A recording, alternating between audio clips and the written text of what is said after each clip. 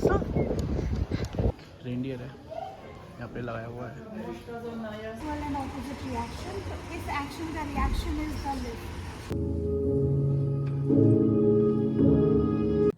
Good morning guys. तो हम finally अब निकल रहे हैं मालमो की तरफ। और जनरली लोग जो सेंटर के पास रहते हैं वो कोपेनिगन सेंट्रल स्टेशन से ट्रेन लेते हैं, बट क्योंकि हम बेला सेंटर के पास हैं तो हम ईस्टल से लेंगे। इंग्लिश में ओरस्टेड पढ़ लें तो ईस्टल से लेके हम मालमो सेंट्रल जाएंगे। 34-35 मिनट्स की ट्रेन राइड है और ये उसी ऑडियंस ब्रिज से लेकर जाएगी जो आधा लैंड पर है और आधा अंडर द ओशन है। तो आपको पहले लेकर चलते हैं हम centre metro, then usual train station and then to Malmo. Malmo is in Sweden. Oh yes, Malmo is in Sweden. और अगर आपके पास राइज कार्ड है, डेनमार्क का मेट्रो कार्ड समझ लीजिए, that is also valid in Malmo central as well. तो let's go. हम पहुँच गए यूस्टल ट्रेन स्टेशन और यहाँ पे प्लेटफॉर्म 1 से हमें मिलेगी हमारी मालमो के लिए ट्रेन। और इतनी ज़्यादा हवा चल रही है, आप देख ही सकते हो, मेरा सारा भैया बदल चुका है। यहाँ ऐसा ही मौसम रहता है, हवा चलती इतनी तेज चलती है कि आप चल भी नहीं पाते हो ठीक से। But yeah that's a part of being in Denmark और any other Nordic country. But let's go and हम आपको दिखाते हैं फिर हमारी ट्रेन राइड। तो हम बैठे हैं अभी ईस्टल प्लेटफॉर्म नंबर 1 पे, जहाँ से हमें ट्रेन लेनी है। और द बेस्ट पार्ट इज़ जो राइजर कार्ड है, डेनिश मेट्रो कार्ड कह लीजिए या पब्लिक ट्रांसपोर्ट कार्ड कह लीजिए, वो आपका बसेस, ट्रेन्स, मेट्रोज़, हर पब्लिक ट्रांसपोर्ट पे चलता है। और हमने बेला सेंटर पे चेक इन किया था 2 लोगों का। एक कार्ड पे आप मल्टीपल पीपल और साइकिल और स्ट्रोलर और सब कुछ आप उस पर एक्स्ट्रा ऐड कर सकते हैं। तो आपको ऐसा नहीं कि पर बंदा आपको नया राइज रिकॉर्ड चाहिए। और जो हमने बेला सेंटर पे टैप किया था, चेक इन किया था दोनों का, हम डायरेक्ट मालमो सेंटर जाके चेक आउट करेंगे तो वो पूरे उस जर्नी का पैसा उसमें से काट लेंगे। तो हमें बार बार चेक इन चेकआउट नहीं करना होता है, because it's just integrated central system. तो And best part is Malmo is in Sweden, and right now we are in Denmark. So let's show you the journey. हम हैं अभी द वर्ल्ड फेमस ओडेंस ब्रिज पे, जो कि आधा अभी आप देख सकते हो लैंड पे, आधा ओशन के ऊपर है और आधा ओशन के अंदर डक करके बनाया गया है। हमें डाउट है कि हम शायद अभी डेनमार्क वाले हिस्से से निकल के आए हैं। अभी देखना ये है कि ये दोबारा अंदर जाता है या नहीं। सो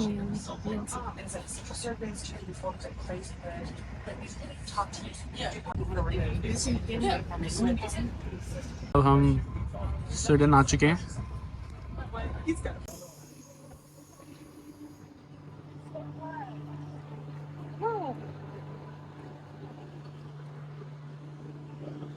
सो गाइस, हम इस ट्रेन में आए मालमो तक, and this is Malmo central station. And अब चलते हैं बाहर, कुछ खाते हैं। सॉरी।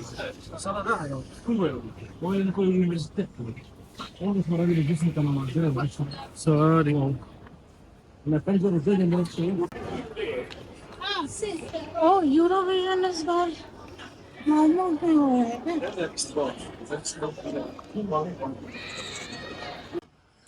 गाइस, ये मालमो सेंट्रल स्टेशन ही है और यहाँ पे भी ऑलमोस्ट कैफ़ेज़ हैं एंड रेस्टोरेंट्स हैं।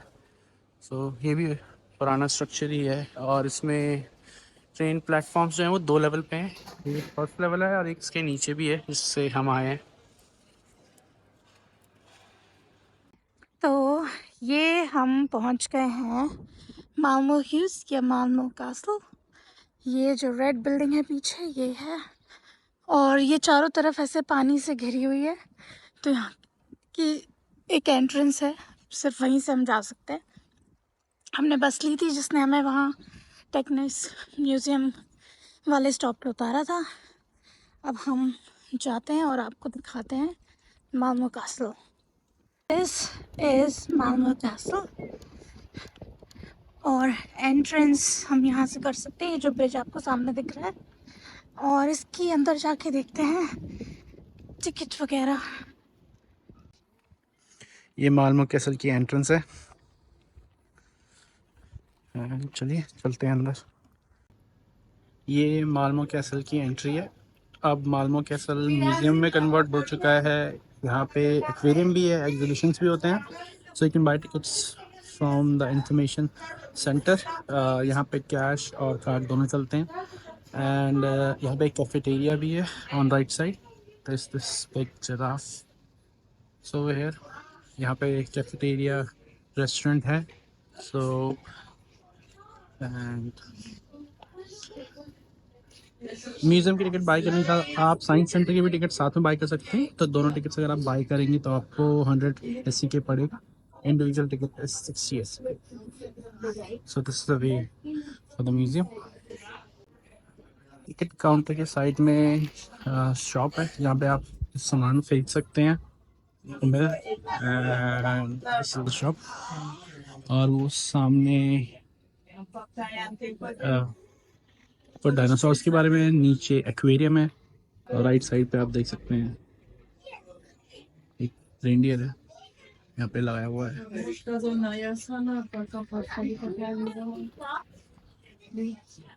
अभी हम एक्वेरियम में जा रहे हैं। सो इस म्यूजियम में रहे सब कुछ है, जो होना चाहिए वो भी, जो नहीं होना चाहिए वो भी।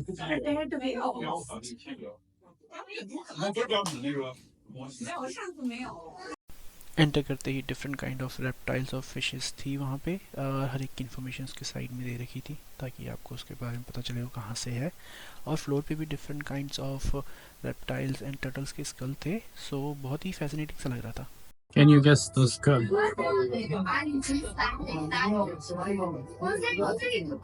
पता नहीं किसकी है। बहुत ही डिफरेंट काइंड ऑफ रेप्टाइल्स के बारे में इन्फॉर्मेशन थी। फिर स्नेक्स देखने को मिले, बहुत ही डिफरेंट काइंड्स ऑफ स्नेक्स थे और उनकी इन्फॉर्मेशन वहाँ प्रोवाइड की गई थी। बहुत ही अच्छा एंगेजिंग एक्सपीरियंस था ये। एंड फाइंडिंग नीमो देव। एक अलग से एरिया में इन्होंने मैंग्रोव का एनवायरनमेंट बना रखा था। यहाँ पे डिफरेंट काइंड ऑफ बर्ड्स भी थे जो ओपनली फ्लाई कर रहे थे और आप देख सकते हो फिशेस जो वहाँ पे होती हैं। ये वाला एरिया मोस्टली डायनासोर्स के बारे में था और एक्सटिंक्ट एनिमल जो थे वहाँ पे, like mammoth and everything. So kids के लिए बहुत ही अच्छी जगह है ये ले जाने के लिए।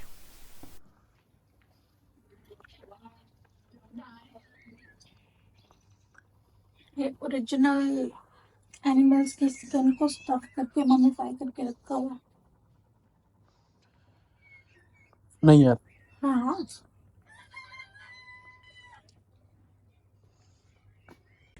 सो ये म्यूजियम, मालमो कैसल और बाकी सब चीज़ों का एरिया है। You can see the old paintings.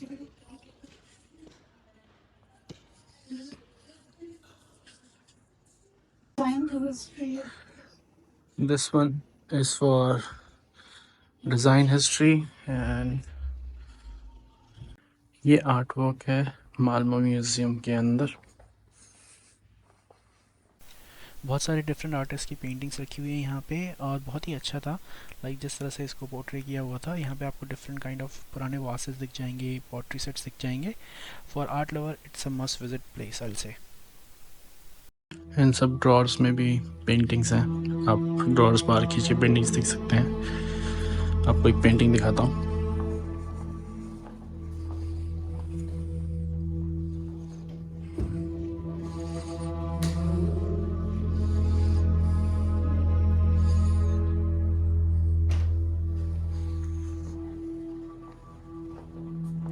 सो प्रतिभा, कैसा लग रहा है मालमो म्यूजियम घूम के? दूसरी बार आ रही हो हमको। बढ़िया लग रहा है। थोड़े बहुत चेंजेस हुए हैं यहाँ पे, कुछ चीज़ें इधर उधर हैं, कुछ चीज़ें रेनोवेट हो रही हैं, but all in all it's good. बहुत सी चीज़ें मुझे लगता है इन्हें इंग्लिश में भी लिखनी चाहिए, क्योंकि इन्होंने सिर्फ स्वीडिश में लिखा हुआ है जो कि मैक्सिमम लोगों की समझ में नहीं आने वाली है, एटलीस्ट फॉर टूरिस्ट और अदर पीपल। तो देखते हैं जितना समझ आता है समझते हैं और आपको भी दिखा दूंगा। और म्यूजिक शो कैसा लगा जो हमने थोड़ा सा देखा? वो कॉन्सर्ट जो चल रहा था कॉन्सर्ट हॉल में इतना सही था। वो आई डोंट नो वो स्टूडेंट्स हैं या फिर यहाँ के प्रोफेशनल म्यूजिशियंस हैं या but whatever that was it's amazing। इतना मन था वहाँ बैठने का but it was Housefull people were standing और हमें आगे भी निकलना था इसलिए हम फिर थोड़ा सा सुनकर आगे उसकी क्लिपिंग भी हम आपको दिखाएंगे।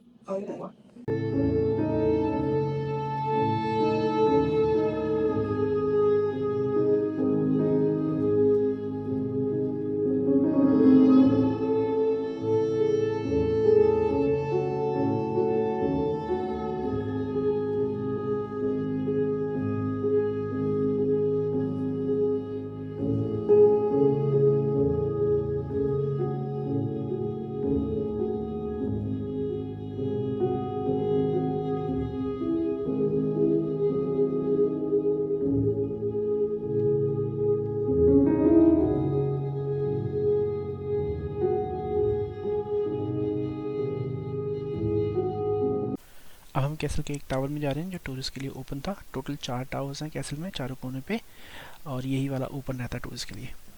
यहाँ पे हर कोने पे कैनन रखी हुई।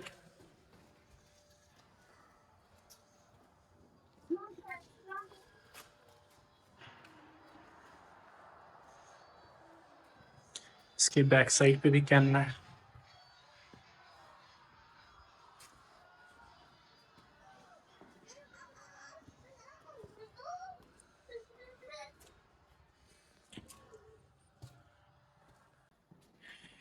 ये पूरा मालमो कैसल का व्यू है, देख सकते हैं।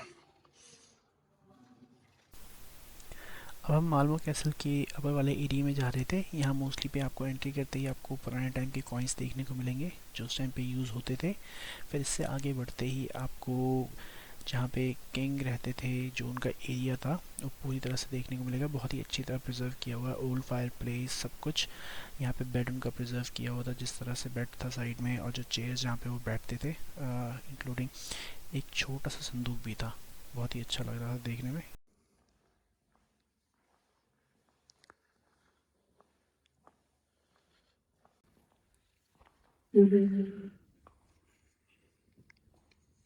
वो ये यहाँ का जेल होगा ना?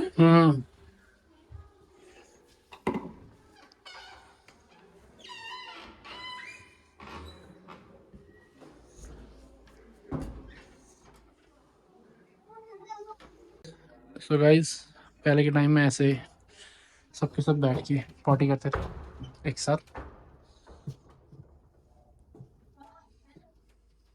Malmo Castle during World War time was also used as Center for Refugee। ये उसके बारे में यहाँ पूरी इन्फॉर्मेशन दी गई है। एंड इस पूरी वॉल पे जितनी भी फोटोग्राफ्स हैं वो सारे प्रिजनर्स की है जो मालमो प्रिजन से रिलीज़ किए गए थे। सो यहाँ इस प्रिजन से जो भी रिलीज़ किया जाता था उसकी फ़ोटो खींची जाती थी और उसको एक ट्रेन टिकट दी जाती थी घर वापस जाने के लिए। अब हम मालमो कैसल से निकल के इनके टेक्नोलॉजी म्यूज़ियम में आ चुके हैं। सो हम आपको यहाँ दिखाते हैं यहाँ पे क्या क्या है। आप देख सकते हैं यहाँ पे प्लेन्स लगे हुए हैं छोटे छोटे, पीछे पुराने टाइम के प्लेन्स हैं। सो गाड़ियाँ हैं। सो हम आपको दिखाते हैं वो सारा। तो ये एक प्लेन का कॉकपिट है। ये प्लेन सर्विस में था 1971 से 76 तक, और आप ये अंदर से देख सकते हैं पहले का कॉकपिट कैसा दिखता था प्लेन का। ये एक कमर्शियल प्लेन का कॉकपिट है।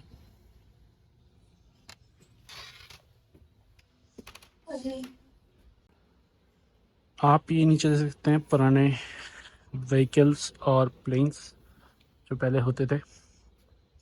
बाइक्स भी हैं यहाँ पे। 1919 मालमो टू कोपेनहेगन गया था ये।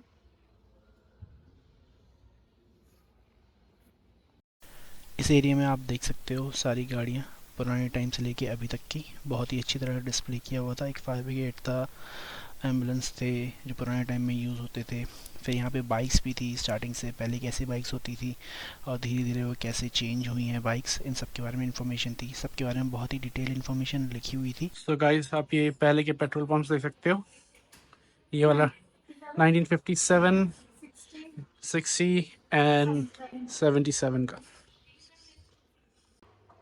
यहाँ पे साइकिल्स की हिस्ट्री भी दिखाई गई है, पहले कैसे साइकिल्स होती थी, फिर कैसे कैसे चेंज हुई वो।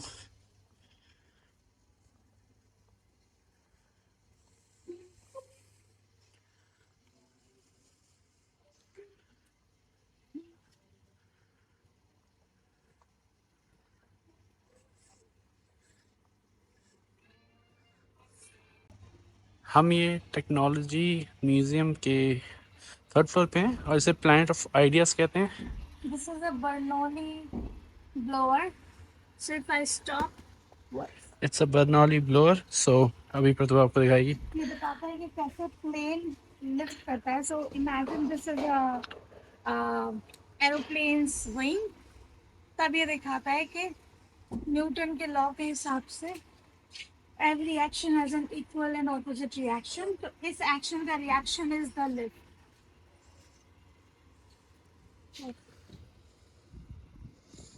So, अगर आपके बच्चे हैं और आप मालमो घूमने आए हैं, सो मालमो कैसल और ये टेक्नोलॉजी म्यूज़ियम ज़रूर आइएगा। बहुत अच्छी तरह आपका टाइम पास हो जाएगा और किड्स भी पूरे इन्वॉल्व रहेंगे।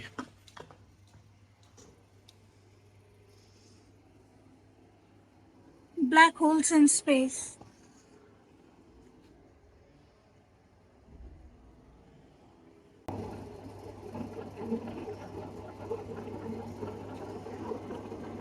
They get sucked in. अंदर जाके भी they are just अभी हम थर्ड फ्लोर से आ रहे हैं इनके प्लैनेट ऑफ आइडियाज़ वाले सेक्शन से। वहाँ पे बहुत ही अमेजिंग चीज़ें हैं। जो फिजिक्स हमने पढ़ी है वो यहाँ पे प्रैक्टिकली करके दिखाई गई है। बर्नौलीज थ्योरम है यहाँ पे, न्यूटन का थर्ड जो equation, law of motion law है। Of equal and opposite reaction, third law जो है वो भी बताया गया है। प्लस ब्लैक होल्स के बारे में बताया गया है। आई मीन यहाँ पे फिजिक्स की जो थ्योरम्स हैं, जो भी रियल लाइफ सिनेरियोज से समझाया गया है। ब्लैक होल्स कैसे होते हैं, ये फोर्स के बारे में, एनर्जी के बारे में। प्लेन कैसे लिफ्ट करता है, लाइक हाँ, इट्स रियली नाइस। और आप यहाँ पे आ रहे हैं तो ये ज़रूर देखिए। एंड और लाइक अगर आपके बच्चे हैं तो मस्ट रिकमेंड है। यहाँ पे प्ले एरिया भी है बहुत छोटे बच्चों के लिए। सो दे कैन बी एंगेज्ड और सीखेंगे भी बहुत कुछ।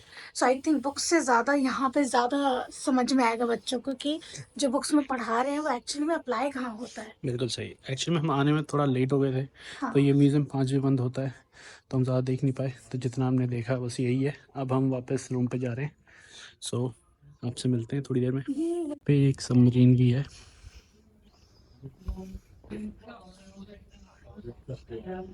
ये मालमो का एक और अच्छा आर्किटेक्चरल स्ट्रक्चर है, इसे कहते हैं टर्निंग टॉर्सो। ये बहुत फेमस है, अगर आप सर्च करेंगे तो आपको मिल जाएगा। हम वहाँ नहीं जा रहे हैं, बस ये आपको दिखा रहा हूँ मैं। वो एक रेजिडेंशियल बिल्डिंग है, हम उसके अंदर जा नहीं सकते हैं, बस उसको बाहर से ही देख सकते हैं। सो अभी इतना टाइम नहीं है कि हम उसके पास जाके आपको दिखाएं। सो ये बाहर से ही। लास्ट टाइम प्रतिभा गई थी, तो प्रतिभा अपना एक्सपीरियंस बताएगी। तब इतना पढ़ के तो हम गए नहीं थे, बस हमने देखा अच्छा ये भी टूरिस्ट अट्रैक्शन है। हमने देखा कि ये भी टूरिस्ट अट्रैक्शन है, तो पहुंच गए। पैदल पैदल काफ़ी दूर पड़ता है ये सेंट्रल स्टेशन से, आपको ऑलमोस्ट 2 किलोमीटर्स और सो चलना पड़ता है। और वहाँ पहुँच के पता चला कि you can not go inside. आप अंदर नहीं जा सकते हो क्योंकि ये रेसिडेंशियल बिल्डिंग है और only the residents can access.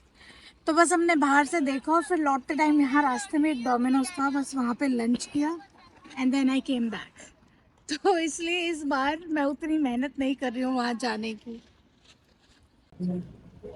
So guys, अब हम मालमो सेंट्रल स्टेशन पहुंच चुके हैं। So the best part is, हमने शायद स्टार्टिंग में नहीं बताया हो कि मालमो सेंट्रल स्टेशन के बाहर निकलते ही बस स्टॉप है। यहाँ से आपको हर जगह जाने के लिए बस मिल जाएगी। सो मालमो कैसल के लिए बस हमने यहीं से ली थी। नंबर 7, 8 एंड 10 चलती है, जो आपको मालमो कैसल के पास ड्रॉप करेगी टेक्निक्स म्यूज़ियम के पास। एंड वहाँ से 5 मिनट्स का वॉकिंग डिस्टेंस है। सो जाना है तो बेस्ट। अब चलते हैं वापस कोपेनहेगन, फिर देखते हैं शाम को टिवोली गार्डन जाने का प्लान, अगर सब कुछ सही रहा तो।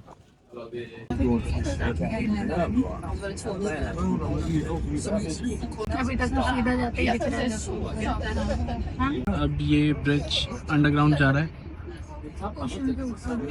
फिर तक ओशन के ऊपर था, अब ये अंडरग्राउंड जाएगा यहाँ पे और सीधे कोपेनहेगन एयरपोर्ट पे निकलेगा। सो एक छोटा सा आइलैंड जैसा है पानी के बीच में, और यहीं पे अंडरग्राउंड चला जाता है। ये जो आइलैंड है ये मैन मेड आइलैंड है और ये ब्रिज के साथ ही कंस्ट्रक्ट हुआ था। अभी हम टनल के अंदर जाएंगे और हम दूसरी साइड पे स्टॉकहोम एयरपोर्ट के पास निकलेंगे जो डेनमार्क में है, और इसके बाद हम अपने रूम पे जाएंगे, फिर देखते हैं आगे क्या करना है और आपसे मिलेंगे हम नेक्स्ट वीडियो में। अगर आपको हमारी वीडियोस अच्छी लग रही है तो लाइक शेयर एंड सब्सक्राइब।